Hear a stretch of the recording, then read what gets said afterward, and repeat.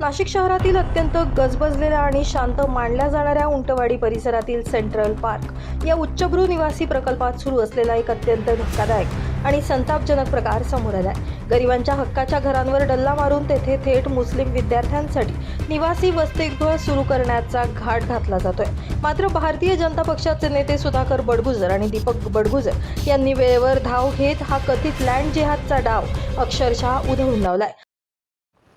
आज या ठिकाणी सेंट्रल पार्कच्या 2 विंग हॉस्टेलवाला कंपनीला रेंट म्हणून बिल्डरने दिलेल्या होत्या। नागरिकांनी ज्या वेळेला काल आमच्याशी संपर्क केला त्यावेळेस प्रथमदर्शनी अशी माहिती मिळाली की ह्या 2 विंग हॉस्टेलवाला कंपनीचा ओनर जो आहे तो मोमेडियन आहे आणि त्या सर्व ठिकाणी मोमेडियन वस्ती येणार आहे।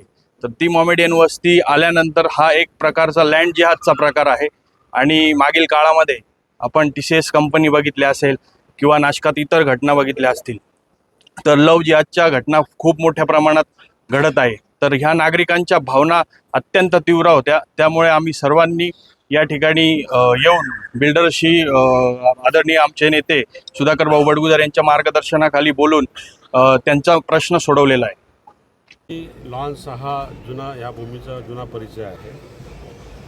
या ठिकाणी तो लॉन्सचा वापर बंद करून त्यांनी या ठिकाणी रेसिडेन्शियल प्रोजेक्ट ठिकाणी केला। त्यामध्ये 672 फ्लॅट त्यांनी निर्माण केले आहेत। त्यामध्ये EWS साठी 20% फ्लॅट सोडणं हे आवश्यक आहे, परंतु ते म्हटले की 2003चा पूर्वीचा लेआउट आहे असं काहीतरी त्यांनी या ठिकाणी उत्तर दिलं आहे। बघूया आता त्याच्या खोलात मी अजून गेलो नाही, पण जाईल मी त्यावेळेला या खोलामध्ये की ज्या पद्धतीने त्यांनी स्टेटमेंट केले या ठिकाणी ते मला योग्य वाटलं नाही। कारण कुठलेही कमर्शियल प्रोजेक्ट किंवा रेसिडेन्स प्रोजेक्ट करताना 20% EWS आर्थिक दुर्बल घटकांसाठी सोडावं लागतात आणि त्या दृष्टीने त्यांनी बांधकाम केलं आहे 1 BHK, परंतु ते हॉस्टेल तयार करून एका मोमेडियन संस्थेला देणं ही कृती जी आहे त्यांची निषेधार्थ आहे।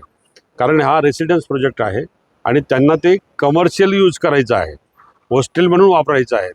यामध्ये नागपूरची जी कंपनी हॉस्टेलवाला म्हणून कंपनी आहे त्याच्याशी त्यांनी ॲग्रीमेंट केलं असं मला प्राथमिक अंदाज या ठिकाणी दिला, पण प्रत्यक्ष मालकाशी बोलल्यानंतर ते म्हटले की आम्ही ॲग्रीमेंट केलेलं नाही। परंतु वस्तुस्थिती समोर येईलच।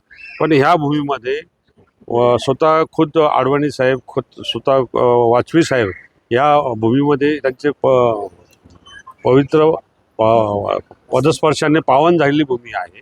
त्यांचं वास्तव्य इथं होतं आहे, एक दिवसासाठी का होईना, पण अशा भूमीमध्ये अशी कृती करणं बिल्डरनं हे अशोभनीय आहे आणि निश्चितपणाने याचा निषेध हा आम्ही तीव्र शब्दामध्ये इथं निश्चितपणाने करतो। पण ह्या सर्व ओनर्सच्या पाठीशी सुधाकर बडगुजर म्हणून आजही आहे, उद्या राहील आणि कायम राहील। या भयंकर प्रकारामुळे नाशिकमध्ये एकच खळबळ उडाली असून बिल्डर लॉबी आणि प्रशासनाच्या संगनमतावर गंभीर प्रश्नचिन्ह निर्माण केलं जात आहे। प्राप्त झालेल्या धक्कादायक माहितीनुसार भाविक ग्रुपचे बांधकाम व्यावसायिक पिंकेश शहा यांनी उंटवाडी रोडवरील सेंट्रल पार्क या भव्य प्रकल्पातील अनेक फ्लॅट्स गुपचूपपणे नागपूरच्या एका हॉस्टेल व्यवस्थापन कंपनीला करारावर दिले होते। विशेष म्हणजे हे सर्व फ्लॅट्स केवळ मुस्लिम विद्यार्थ्यांच्या वसतिगृहासाठी वापरले जाणार होते। सर्वसामान्य हिंदू रहिवाशांच्या मध्यवस्तीत असा प्रकार सुरू झाल्यानं परिसरातील शांतता आणि सुरक्षितता धोक्यात येण्याची दाट शक्यता होती। ही गुप्त हालचाल सुरू असताना सुदैवानं स्थानिक रहिवाशांना याचा सुगावा लागला। या संतापजनक प्रकाराची माहिती मिळताच भाजप नेते सुधाकर बडगुजर आणि दीपक बडगुजर यांनी आपल्या हजारो कार्यकर्त्यांसह आणि स्थानिक रहिवाशांना सोबत घेत घटनास्थळी धडक दिली। निवासी प्रकल्पात व्यावसायिक हॉस्टेल कसे काय आणि गरिबांच्या घरात वसतिगृह का असा थेट सवाल करत आंदोलकांनी सेंट्रल पार्क परिसर दणाणून सोडला। नागरिकांच्या घोषणाबाजीनं आणि आक्रमक पवित्र्यामुळे बिल्डर आणि संबंधित हॉस्टेल चालकांचं धाबं चांगलंच दणाणलंय। नितीन चव्हाण, महाराष्ट्र 24 न्यूज, सिडको।